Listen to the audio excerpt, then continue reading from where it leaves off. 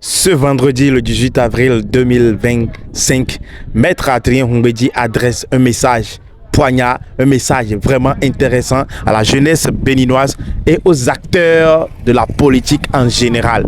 Vraiment, le message est tellement important, émouvant et plein d'émotions. Écoutons-le.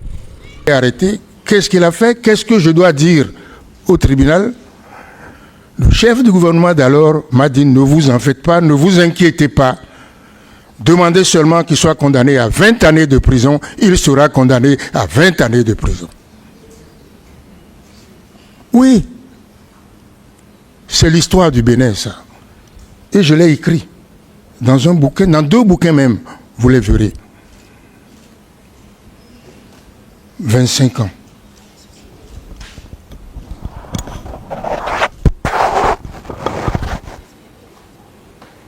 Je me présente au tribunal. Je dis d'abord au chef du gouvernement de l'époque: il n'y a rien dans le dossier, il m'est difficile de requérir sa condamnation à 20 ans de prison. Il n'y a rien, même pas un procès verbal, sauf la lettre par laquelle vous me demandez de le poursuivre.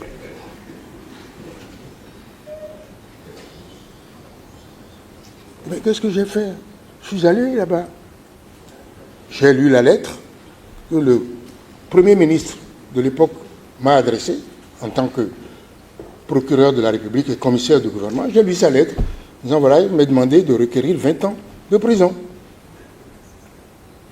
Et quand j'ai eu fini, j'ai dit: la plume est serve, la parole est libre. Je suis tenu de lire ce que vous m'avez donné comme instruction, mais je suis libre de ma parole de dire ce que je pense. Et j'ai dit ce que je pense. J'ai dit qu'il n'y a rien dans le dossier et qu'il faut acquitter cet homme.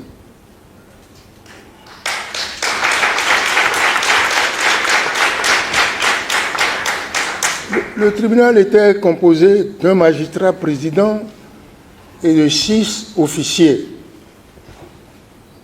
qui avaient bien entendu reçu des instructions avant de venir. Et lorsque j'ai eu fini, que les avocats ont eu plaidé, ils se sont retirés et puis au bout de 15 minutes, ils sont revenus. 20 ans de prison. 20 ans de prison. Mais, mes amis, qu'est-ce que j'ai fait?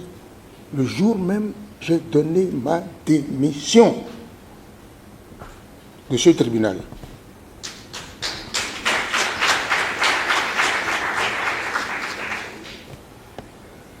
La conséquence a été qu'à l'époque, il n'y avait pas de réseaux sociaux, bien sûr.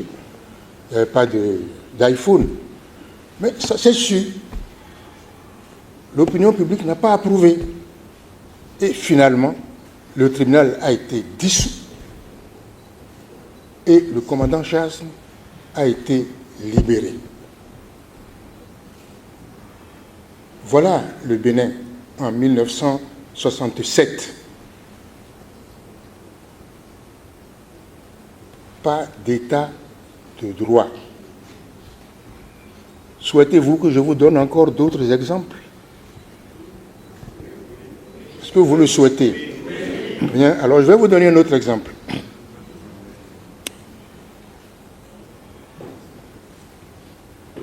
Deux ans après, j'ai dû démissionner évidemment de la magistrature, je me suis installé comme avocat, et 2 ans après, le Premier ministre qui m'a instruit de faire condamner son collègue à 20 ans de prison a été lui-même arrêté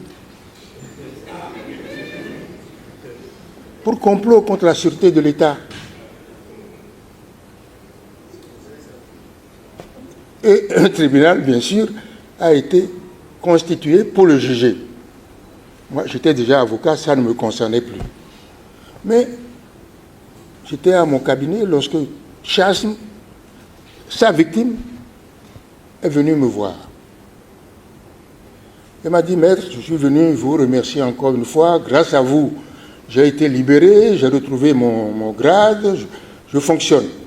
Et voici qu'un tribunal vient d'être constitué et le gouvernement m'a nommé président de ce tribunal pour juger celui qui m'avait fait condamner. Ce n'est pas une fable. C'est l'histoire du Bénin. Je l'ai écrit dans un bouquin. Je dis, ah bon?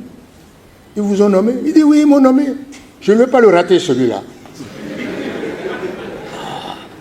Je dis, mon cher ami, attention. Ceux qui vous ont nommé savent que vous avez une dent contre l'ancien Premier ministre, qui est le colonel Kouandété, puisqu'il faut l'appeler par son nom. C'est parce qu'ils savent que vous avez une dent contre lui qui vous ont nommé, pour que vous puissiez lui rendre la monnaie de sa pièce. Ne le faites pas. Refusez de le juger. J'ai cru le convaincre. Et il m'a quitté en me promettant qu'il n'acceptera pas de présider ce tribunal. Malheureusement, le lendemain, quand la radio a annoncé la composition du tribunal, il était bel et bien le président. Et ils ont condamné Kouandété à la réclusion criminelle à je ne sais combien d'années. Il s'est vengé.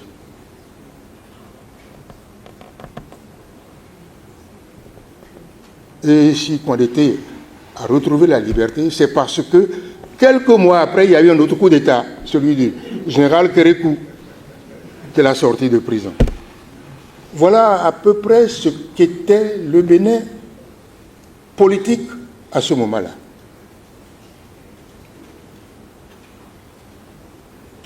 Le général Kérékou est arrivé au pouvoir, a formé le gouvernement militaire révolutionnaire et il y a eu ce que nous savons, l'option marxiste-léniniste. Ça nous a séduit pendant un certain temps, mais nous avons vite déchanté. Déchanté parce que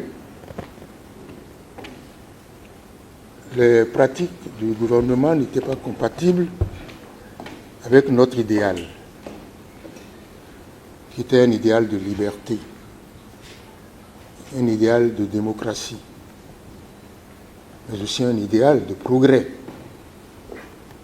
Je suis resté avec ce gouvernement, enfin, je suis resté dans mon cabinet, j'ai travaillé, jusqu'au jour où encore une affaire arrive. Ça s'appelle l'affaire Kovacs, un opérateur économique qui avait mouillé toute l'administration, tout le ministère des Finances pratiquement du Bénin, et qui s'est trouvé pris dans une affaire de corruption dans laquelle beaucoup de nos cadres de l'époque étaient impliqués. Cela a entraîné des tiraillements au gouvernement, au point que l'un des ministres a cru pouvoir faire justice, faire aussi une tentative de coup d'État pour renverser le président Kérékou. De sorte que la danse aurait continué. Mais le président Kérékou a résisté. Il est resté. Quand il est resté, le retour de manivelle a frappé. Et certaines personnes, certains cadres ont été accusés de complot contre la sûreté de l'État pour avoir accusé, entre autres, le président Kérékou d'être dans cette machine de corruption. Et me voilà, pauvre avocat, dans mon cabinet, à qui on demande de défendre l'un des accusés. C'est mon rôle, c'est mon job. Je vais chercher le dossier, j'arrive,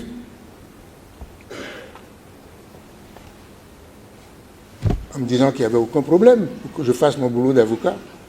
Dans l'avion même, je suis arrêté. Dans l'avion même, je suis arrêté. Et il m'a demandé de remettre le dossier que j'ai en main. Je me suis retrouvé prisonnier comme ça. Vous savez, quand on est prisonnier politique, le premier devoir qu'on a, c'est de s'évader. Ah oui, c'est la prison politique. Votre premier devoir, c'est de vous évader. Je suis resté enfermé pendant quelque temps, j'ai mijoté. J'avais également des complices dehors, à l'extérieur. Nous avons mijoté quelque chose Ça a marché, je me suis évadé.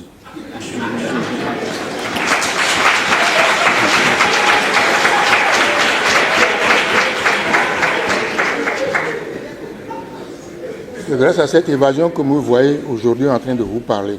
Sinon, je serais mort depuis. Voilà mon vécu. Je me suis évadé, mais bien sûr, je ne pouvais pas rester au Bénin. Je me suis exilé. Je suis parti. Ça a duré 15 ans. 15 années d'exil. Et pendant ces 15 années d'exil, le régime du président Kérékou était toujours là. Donc impossible de revenir. Je vous dis tout ça pour que vous voyez la genèse de la conférence nationale. Nous étions nombreux en exil. C'est une dure épreuve, l'exil. Il n'y a pas d'exil heureux. Je me suis installé avocat ailleurs, j'ai gagné ma vie correctement, 10 fois plus que je gagnais ici. Mais mon pays me manquait. Et c'est comme ça que, au niveau de certains groupes d'exilés, en collaboration et en coopération avec un certain groupe de Béninois qui sont à l'intérieur, nous avons commencé à mijoter l'idée d'un retour des exilés, d'une libération des prisonniers politiques, d'une table ronde, d'une conférence nationale qui permette de mettre tout à plat, de s'asseoir ensemble et de voir ensemble ce qui nous divise. Ah, ce n'était pas une histoire facile. Je le dis à vous les jeunes, parce que vous croyez, quand on dit conférence nationale, vous avez cru, vous croyez que c'est un dîner de gala. Voilà, ces gens-là, ils ont mangé, ils sont